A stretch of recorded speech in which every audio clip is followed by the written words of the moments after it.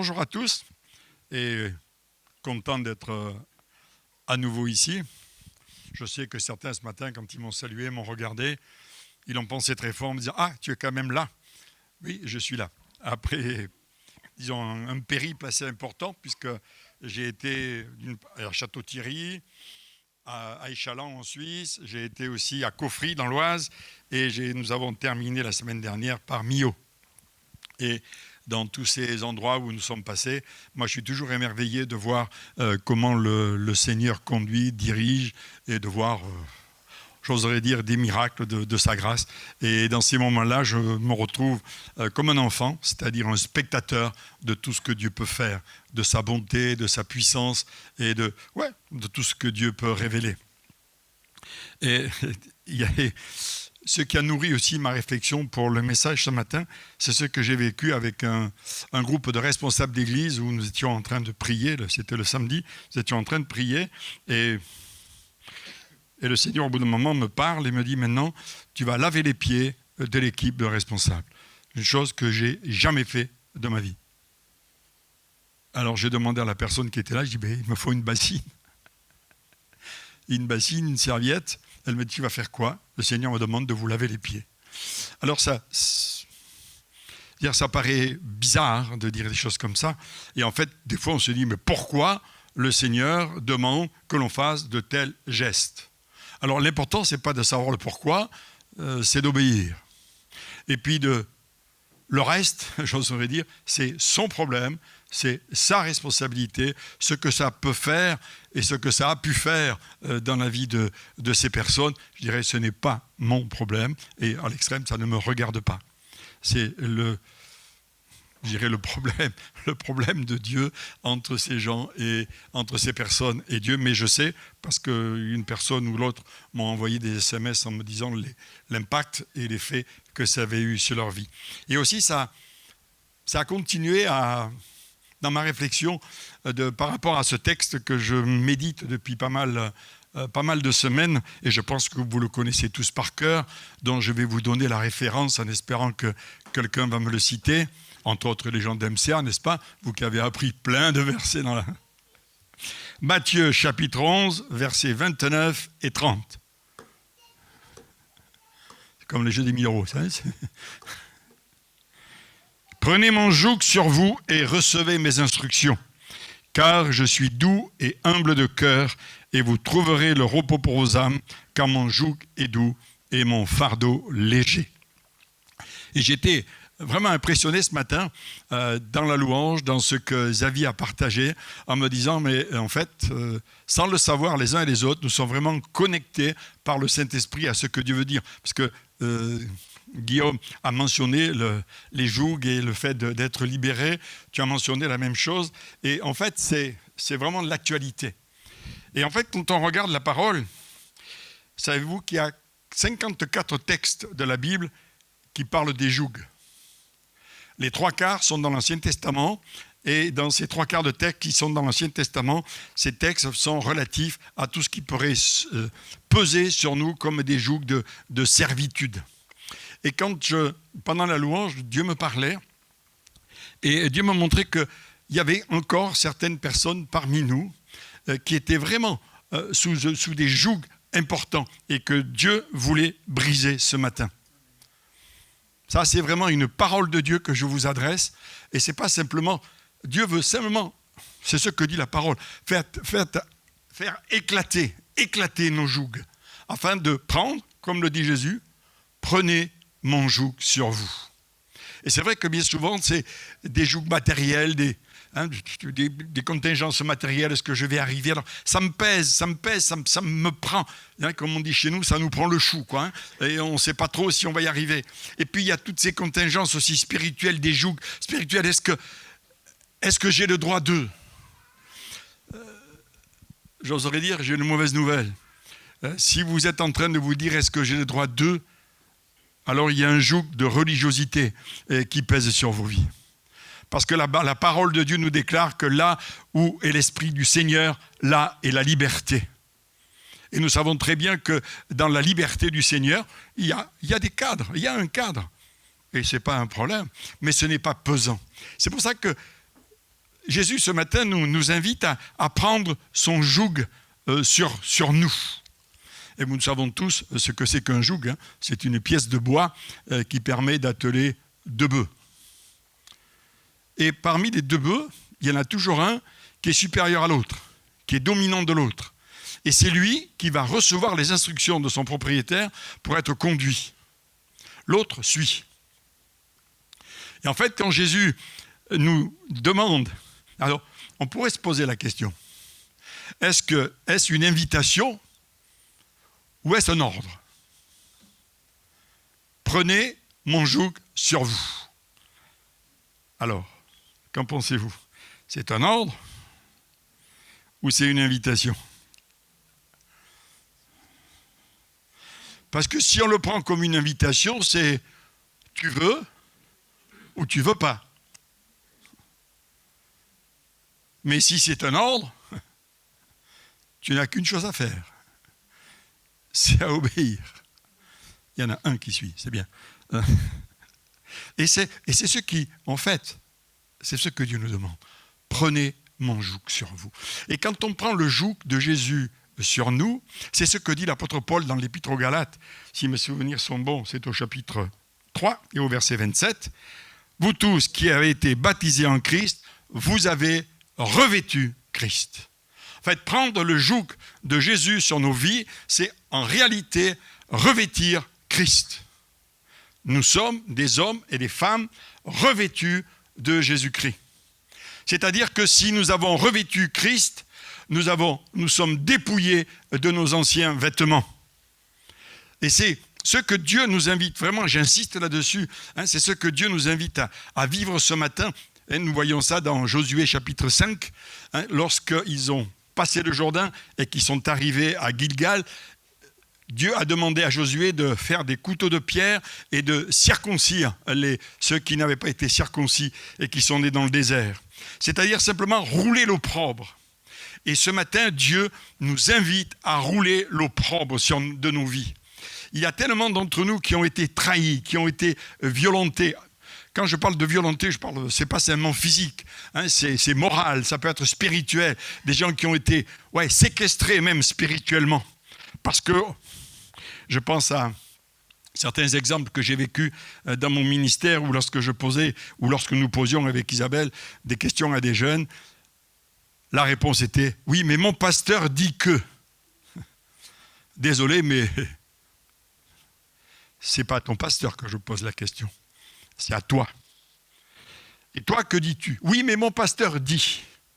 Déjà, quand on en est là, c'est qu'il y a un sacré poids qui pèse sur nos vies. Et Dieu nous invite ce matin à nous débarrasser de tout cela. Et simplement le compenser par son joug. Parce qu'en fait, prendre son joug, c'est s'atteler, c'est d'accepter de s'atteler à Jésus, sachant que c'est lui qui va conduire nos vies. En quelque sorte, c'est lâcher prise. Parce que je sais que là où tu vas me conduire, c'est pour le mieux de ma vie et c'est pour mon bien. Parce que bien souvent, nous sommes beaucoup plus, me semble-t-il, dans nos vies, préoccupés par notre destinée que par notre action. Souvent dans les endroits que je visite et les gens avec lesquels je parle, les gens me disent souvent, oui, mais vous comprenez, dans l'éternité, au ciel. Ok. Et je rajoute en général qu'au ciel, tout sera en gruyère, parce que tout sera paix.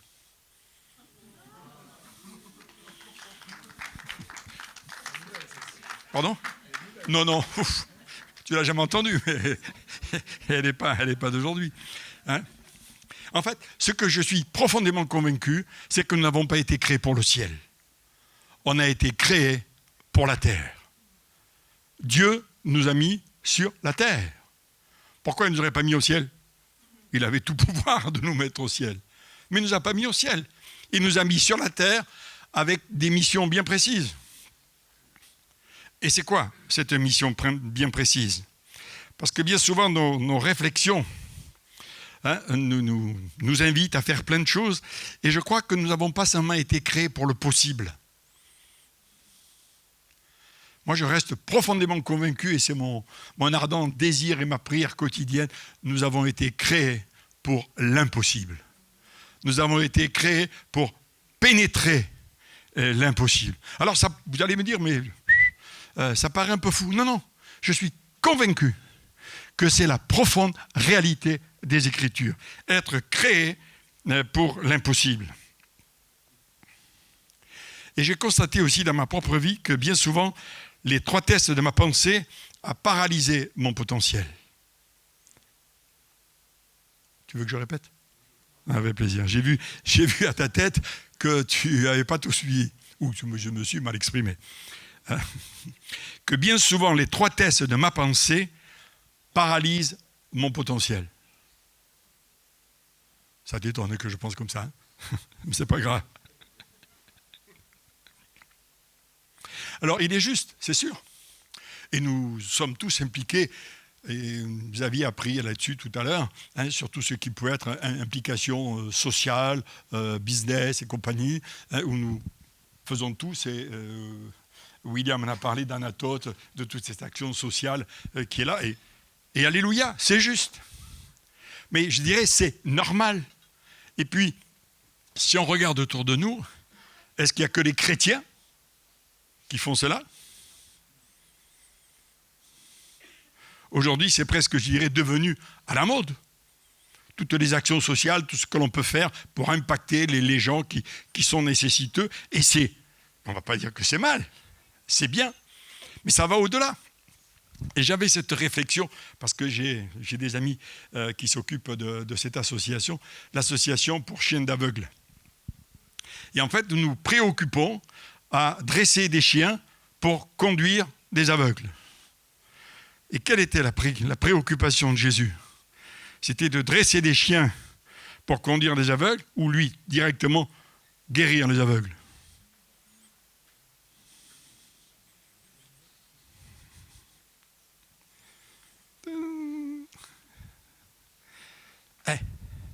Et je crois que c'est notre appel, c'est notre vocation de pénétrer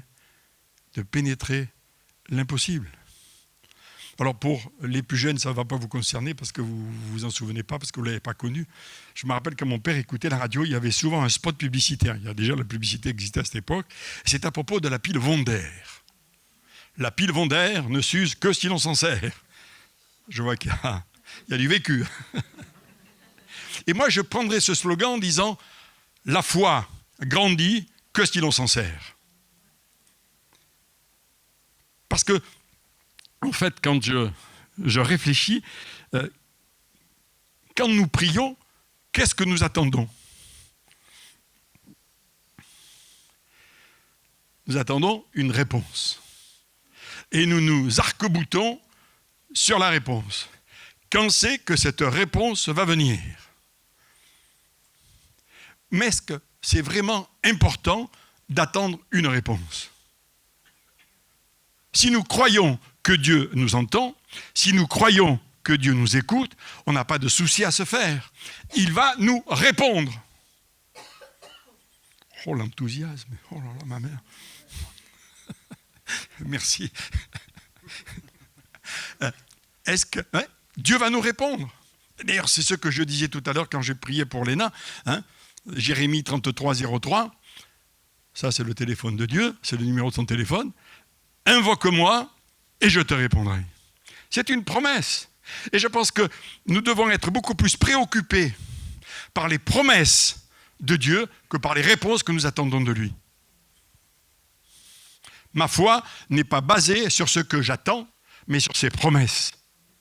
Nous avons tous écrit un petit papier ce matin, comme cadeau d'anniversaire à notre bien-aimé. Et en fait, et dans les papiers que vous avez lus, que tu as lus, c'est « Tu es mon rocher ». Donc, je m'appuie sur ces promesses. Pourquoi? Parce que ces promesses sont indéfectibles. Il est mon rocher. Et je peux vivre avec ces promesses, et dans ces promesses, et m'emparer de ces promesses pour aller beaucoup plus loin. La réponse, oui, elle viendra. Mais notre difficulté, c'est que souvent, c'est pas Joséphine Ange Gardien, quoi. ça prend un peu plus de temps. Et vous savez, c'est moi qui dis ça, qui suis quelqu'un de toujours de pressé, qui aimerait que les choses aillent toujours beaucoup plus vite.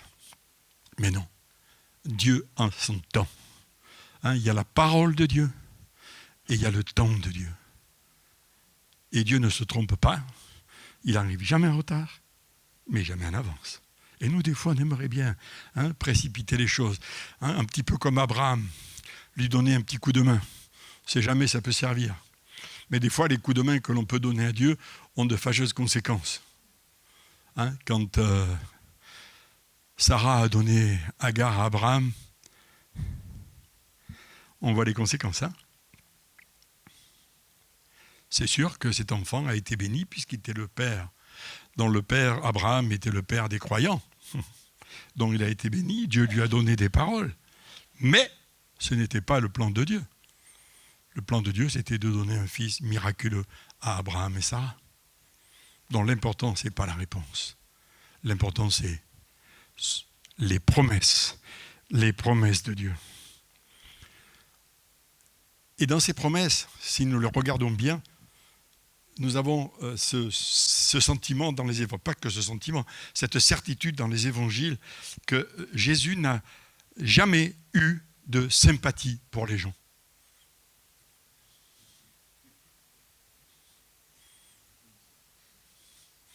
Il a eu de la compassion.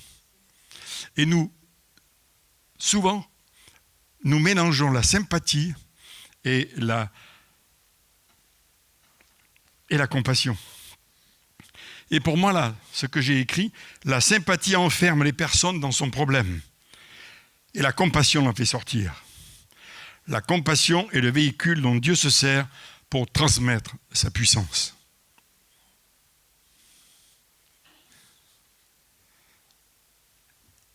Et ça, c'est vrai. Parce que s'il y en a de la sympathie, en général, on tape sur l'épaule de la personne. Ma pauvre amie, qu'est-ce qui vous arrive? Et en général, on prend la tête de circonstance, ça a encore plus d'effet. Mais quand la compassion, ça va beaucoup plus loin. C'est OK. Je vais beaucoup plus loin avec toi. Et ce que j'aimerais tellement, c'est que tout ce que j'ai reçu de Dieu, je puisse te le donner. Et ça va dans tous les domaines de la vie, que ce soit la libération, la guérison et tout le reste. Et nous sommes souvent enfermés. Alors, il y a cette invitation. Prenez mon joug sur vous. Avec tous les défis que cela va impliquer. Mais comme dirait ma femme, si tu ne sais pas sauter 50 cm, commence par sauter 20 cm. Et c'est au fur et à mesure que la barre, on peut la monter. J'ai été champion de l'Académie de Montpellier de saut en hauteur, donc je sais ce que c'est que de monter les barres petit à petit et d'arriver à sauter à 1,80 m. Mais je n'ai pas démarré comme ça. J'ai démarré à peu près à 90 cm. Et je pense que pour la foi, c'est pareil. Plus on l'exerce, c'est comme un muscle. Plus on va de l'avant, plus on prend du volume. Et je dirais dans la foi, c'est pareil. Plus on l'exerce. Et osons l'exercer. Et c'est là que Jésus veut briser les jougs qui pèsent sur nous. Ces jougs d'incompréhension, de est-ce que ça va marcher, qu'est-ce que va penser l'autre, et si ça ne marchait pas. Mais ce n'est pas nous qui nous engageons. Nous engageons Jésus.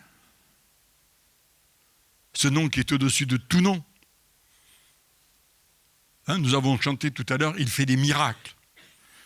Oui, il fait des miracles, mais par notre truchement. Nous sommes les canaux des miracles de Dieu. Ça, on a des fois du mal à le saisir et à le penser. Et je vous assure que si on s'engage dans ce domaine, moi je peux vous affirmer, parce que je le vis, ça marche. Ça marche. Parce que la foi, si on pouvait définir la foi, je crois que je l'ai marqué quelque part, la foi ne découle pas d'un effort humain, mais découle de l'abandon. Plus je m'abandonne, plus je lui laisse la place.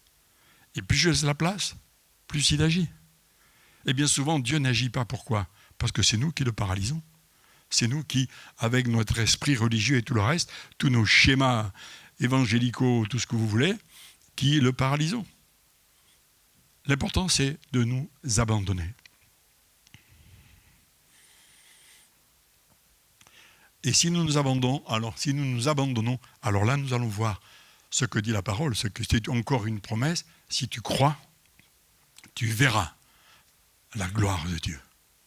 Et la gloire de Dieu, bien souvent, je ne sais pas comment vous imaginez, la gloire de Dieu, c'est peut-être des grands machins style feu d'artifice, alors que la gloire de Dieu, c'est de voir l'autre guéri, c'est de voir l'autre délivré, c'est de voir l'autre ne plus plier sous des jougs de son passé. C'est ça, c'est aussi cela, la gloire de Dieu. Et pour moi, c'est quelque chose de très important. Alors mes amis, aujourd'hui, nous sommes appelés vraiment, de la part de Dieu, et j'insiste, à accepter que le Seigneur vienne briser nos jougs. Accepter nous-mêmes de déposer nos jougs. Chacun, nous avons pu porter des jougs. Et ce matin, Dieu vient nous dire, allez, pose ton joug et revêt mon joug, car je suis doux, car mon joug est léger. Doux et léger. Ça, c'est toute la grâce, toute la dimension de la douceur du Père par rapport à ses enfants. Ça, c'est Dieu. Et c'est ce Dieu que j'aime. C'est ce Père que j'aime. Et je ne me lasse pas de lui parler, je ne me lasse pas de l'écouter. Je ne me lasse pas seulement d'être dans sa présence. Ça, c'est Dieu. Et je me réjouis, et nous nous réjouissons ensemble d'avoir un tel Père. Et je pense que, je suis convaincu, que face à ce qui se passe dans notre monde aujourd'hui, Dieu attend de nous que nous nous abandonnions pleinement à lui et que nous rentrions dans une totale dépendance de lui, intercession pour notre pays. Nous ne pouvons pas faire autrement. Si l'Église ne prend pas sa place, alors qui va la prendre? La nature a horreur du vide. Si nous ne prenons pas la place que Dieu nous demande de prendre par rapport à notre pays, par rapport à nos contemporains, dans l'amour, pas dans le jugement, dans l'amour, alors nous allons voir notre monde transformé. C'est ce que nous promet de Chroniques 5.17. Si mon peuple, sur qui est invoqué mon nom, si mon peuple sur qui s'humilie, prie et cherche ma face, alors je l'invoquerai des cieux. Merci Pierre de me corriger. Et c'est ce que nous sommes appelés à faire. Nous n'avons pas compris le Covid, alors Dieu nous repasse les plats. Et si nous ne comprenons pas, nous continuerons. Pour l'Égypte, il y a eu 10 plaies. Et nous pouvons être dans cette dimension, rentrer dans cette dimension. Alors nous pouvons abréger nos souffrances. Si nous prenons notre place, en prenant le joug de Jésus sur nos vies. Amen. Je vous invite à vous lever. Merci Père. Merci pour ta grâce. Merci pour ce que tu nous rappelles ce matin. Merci parce que tu viens avec la puissance de ton esprit, simplement venir briser nos jougs. Ces jougs qui nous ont fait courber la tête, qui nous ont même parfois fait douter de toi. Merci parce que ce matin, tu exploses ces jougs sur nos vies. Comme nous le chantons, tu es notre gloire et tu relèves nos têtes en mettant ton joug sur nous. Nous voulons confesser que nous voulons être dépendants de toi, que nous voulons faire ce que tu nous demandes de faire, que nous voulons faire ce que nous te voyons faire.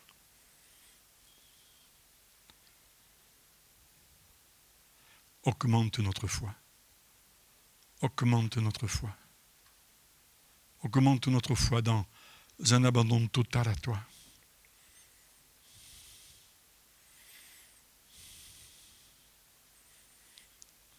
C'était un torrent dans lequel on ne pouvait nager. Et j'ai vraiment cette pensée que Dieu me donne, ce torrent, d'Ézéchiel 47, où effectivement, il a marché, il a eu une croissance, mais au bout d'un moment, il est arrivé dans ce torrent. Il ne pouvait plus avoir pied. Il était seulement pris par le courant. Et ce matin, notre Père veut que nous prenions ce courant pour dépendre pleinement de lui, dans notre corps, dans notre âme et dans notre esprit. Pas simplement au niveau, spirituel, mais aussi, comme nous l'avons chanté, dans nos pensées, dans nos actes, et aussi dans tout ce qui peut toucher le matériel et tout le reste. Tu es notre Père, et tu nous aimes. Tu nous aimes d'un amour éternel. Et nous voulons bénir Jésus aussi, parce qu'il est auprès de toi, et il intercède pour chacun d'entre nous. Et nous bénissons le Saint-Esprit pour l'action qu'il a dans nos vies. Ce Saint-Esprit qui dépend du Père et du Fils et qui veut nous conduire dans toute la vérité. Ouvre nos yeux, ouvre nos oreilles, que nous puissions entendre ta parole, que nous puissions vraiment voir comme toi tu vois. Merci pour ce que tu fais dans nos vies ce matin et que ton nom soit loué. Amen. Je me permets juste d'aller dans le sens de ce que vient de dire Jean, parce que pendant que tu parlais, j'avais le mot rancune. Et j'avais du coup à cœur de prier juste par rapport à ça, parce qu'il faut écouter Dieu et se mettre en mouvement. Peut-être que c'est le joug qui est sur toi aujourd'hui, la rancune, même peut-être le mépris, parce que ça va ensemble, par rapport aux personnes à qui on peut en vouloir. Et au-delà de ça, je ne sais pas si vous avez lu ce que nous avons envoyé cette semaine, la communication de Jean-Marc sur les élections, qui nous appelle à garder notre cœur et nos pensées par rapport à tout ce qu'on peut vivre là. Alors, je veux simplement prier par rapport à ça. Seigneur, s'il y a dans nos vies, dans nos pensées, nos raisonnements, le joug de la rancune qui nous maintient enfermés dans le mépris vis-à-vis de certaines personnes, vis-à-vis de situations, ou qui nous maintient un peu comme enfermés dans le passé, nous te remettons cela et tu peux faire cette prière de Seigneur, je te remets ce joug-là qui est trop lourd à porter et qui amène de la souffrance, qui n'amène pas à vivre la plénitude de ce que tu as pour moi. Alors merci Seigneur de prendre cela, ce fardeau qui est lourd, tu l'as pris à la croix, de la rancune, du mépris, et on a parlé de compassion, que ce soit ton joug, que ce soit ton esprit, que ce soit ton amour, que ce soit la dimension du pardon qui puisse prendre le dessus sur tout cela au nom de Jésus. Et dans ce contexte dans lequel nous vivons, Seigneur, nous ne voulons pas non plus être dans le mépris de qui que ce soit, dans la haine, dans la discorde, mais nous voulons, Seigneur, garder nos cœurs et nos pensées en toi, et nous le prions pour notre pays aussi, Jésus. Amen. Merci Guillaume, merci Jean pour ce message. Nous avons été créés pour l'impossible. Nous n'avons pas été créés pour le ciel, mais pour la terre. Et bien souvent, l'étroitesse de ma pensée paralyse mon potentiel. Voilà, entre autres, un extrait de ce qui nous a été partagé ce matin. Combien nous pouvons repartir de ce temps encouragés parce que Dieu veut nous élargir, nous donner de sortir de nos paralysies afin que nous puissions entrer pleinement dans le potentiel de ce que Dieu nous appelle à être en lui et à faire ensemble, parce que nous servons le Dieu de l'impossible et ce Dieu-là, il se révèle toujours plus à nous dans nos vies au quotidien. Alors soyez bénis, soyez fortifiés, renouvelés dans votre marche et que nous puissions enclencher cette dynamique de l'impossible dans notre quotidien dès demain, dès cet après-midi, dans les relations que nous avons les uns avec les autres et tout autour de nous. Alors soyez bénis et à dimanche prochain pour le culte baptême. À bientôt.